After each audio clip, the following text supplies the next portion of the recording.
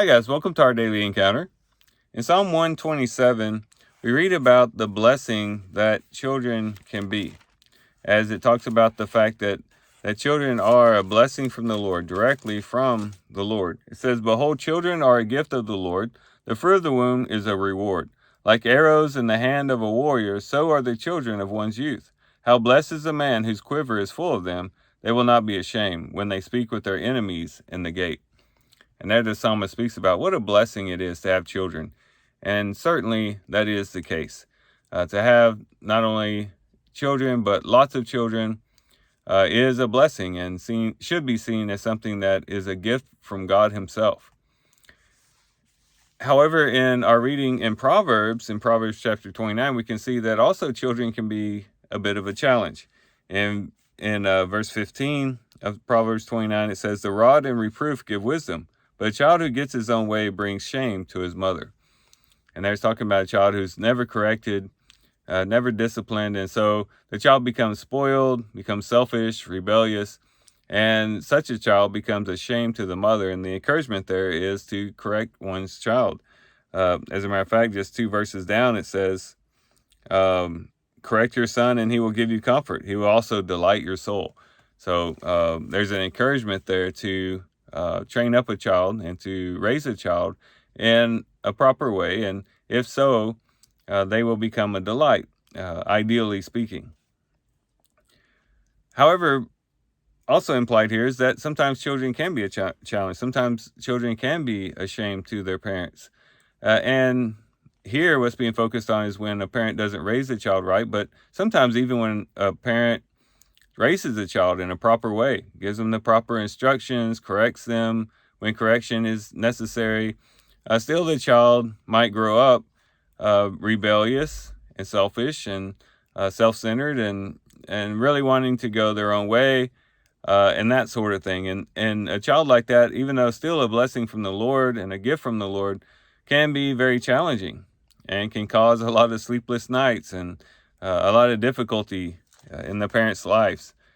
So we can see both sides of it. We can see that children are a blessing, but at the same time, children can be challenging when they are not fulfilling the proper role as a child to the parent. As we think about this in our relationship with God, we can see that God himself wants lots of children, just as he recognizes the fact that in a physical sense, it is a blessing to have lots of children. It is also true with God in a spiritual sense that he sees having lots of children as a blessing.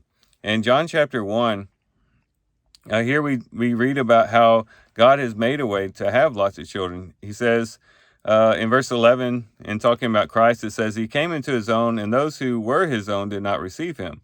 But as many as received him, to them he gave the right to become children of God, even to those who believe in his name."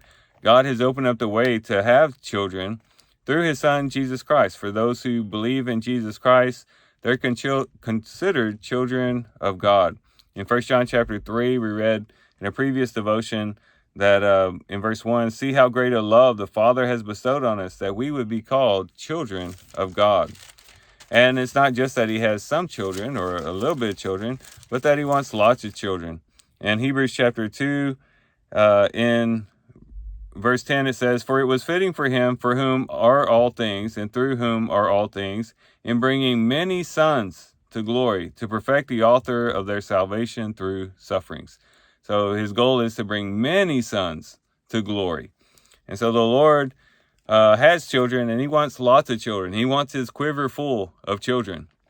But the question is, for one, are we children of God through faith in Jesus Christ? That would be our first question. But secondly, are we the type of children that bring delight to God's heart?